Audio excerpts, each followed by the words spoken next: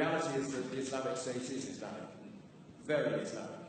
Yes, it has attracted psychopaths and adventure seekers drawn largely from the disaffected populations of the Middle East and Europe, but the religion preached by its most ardent followers derives from coherent and even learned interpretations of Islam. And the article obviously goes on to advise us to base our strategy on countering Daesh with that understanding in its heart, and I invite you to comment on it. Every religion has perverts and psychopaths who try to hijack it. ISIS is as much Islamic as the KKK is Christian.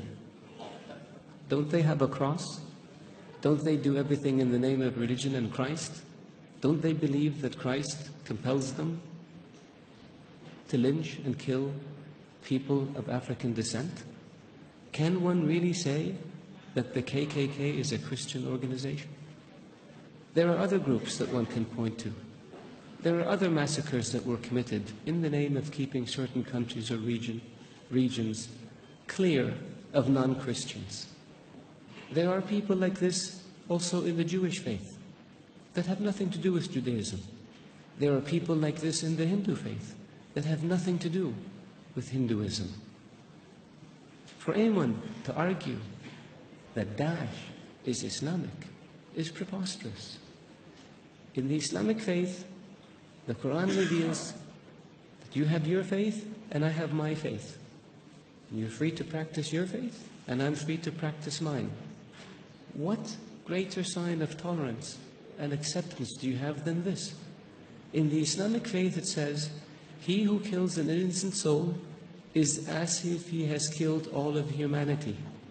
And he who saves an innocent soul is as if he saved all of humanity. What better example of compassion and mercy do you have than this? So if you look at what Daesh says and you say it's in the scriptures, doesn't the Old Testament say an eye for an eye and a tooth for a tooth? If somebody does it today, would you say they were Christian or they were Jewish? So I caution people, because it seems to have become almost novel. Not novel, it's become the flavor of the day to try to read things into Daesh or into Islam that are not there. The Islamic religion and Islamic civilization was the civilization that preserved the history of Greek and Rome and passed it on to the West. Western civilization would not exist without the Islamic Arab civilization.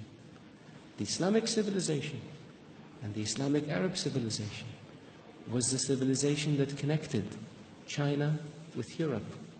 So it was global. The point I made early on about being an intermediate civilization, this is what I mean. So if Islam was intolerant and Daesh represented Islam, would Islam have preserved Aristotle and Socrates and passed it on to the West? Would Islam have connected Eastern civilization with Western civilization? Of course not. So I urge you, all of you, to be careful when it comes to making generalizations or to accepting generalizations that have no basis in fact. Thank you.